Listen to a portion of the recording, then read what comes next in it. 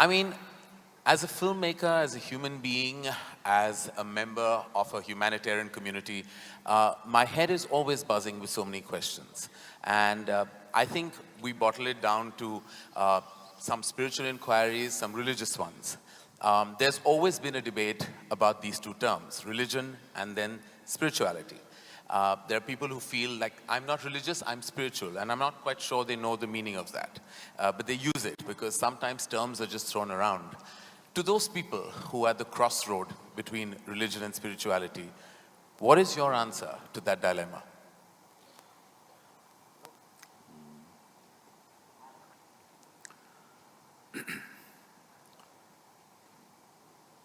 So we must understand this. It is in the very nature of human intelligence that if you do not know something, if you realize you do not know something, because most people do not realize that they do not know. If you realize that you do not know, it's very natural for your intelligence to seek to know. It doesn't need a guru, it doesn't need a scripture, it doesn't need somebody to introduce that to you. It is in the nature of your intelligence that you wish to know. There are lots of experiments to show, even mice, if you leave them in a place, within 2 minutes, they will research everything in that space. For their own reasons, of course, for survival reasons, they, inquire into everything around them to find out how the place is. Human intelligence goes beyond survival, so naturally human intelligence seeks to know many more things which does not concern our survival. Yes, we are concerned about survival till a point, but once that's taken care of, we cannot rest. We want to know more, endlessly more. The more we realize we do not know, the more the longing to know.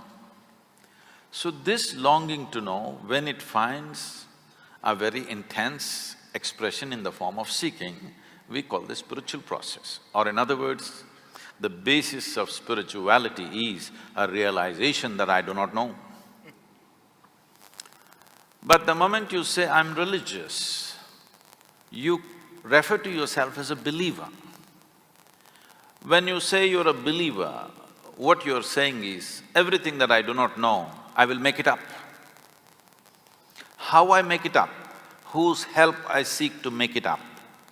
Maybe varying from person to person, somebody makes it up with scriptural assistance, somebody makes it up with the assistance of a priest or a pandit or a guru or whatever.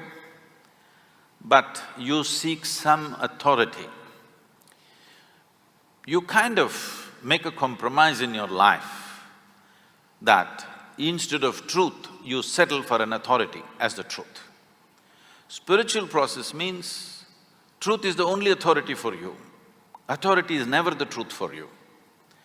So these are two different aspects, unfortunately spoken in the same breath most of the time. Right. So, I would say spiritual process is far closer to scientific inquiry. See, even the fly is trying to investigate me. Trust me, I'm not investigating, I'm just inquiring. No, I wish I was the size of that fly. I did not use the word investigation in a negative way, nothing wrong with investigation. Yes, totally. Investigation means you want to know the truth. Right.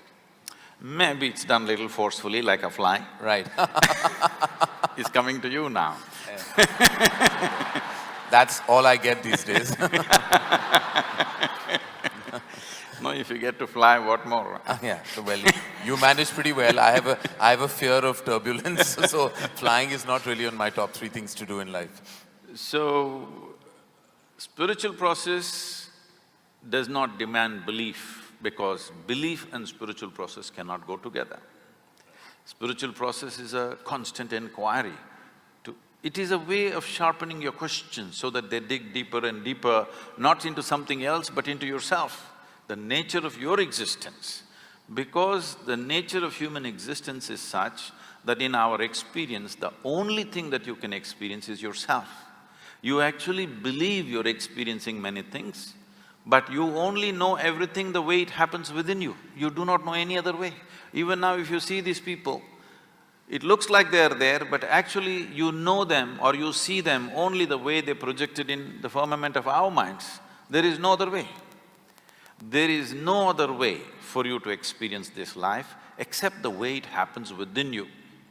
Now, spiritual process is a constant effort to see that the way that it happens within me is not a distorted vision, that my mirror is not a wonky mirror, it is a plain mirror, that it shows me things the way things are, it doesn't distort anything. Because of my thought, because of my emotion, because of my attachments, because of my identities, because of the philosophies and ideologies that I identify with, I can distort my mirror. Now I deprive myself of all that so that I have a plain mirror and I get to see everything just the way it is. This is spiritual process. No, well, thank you, because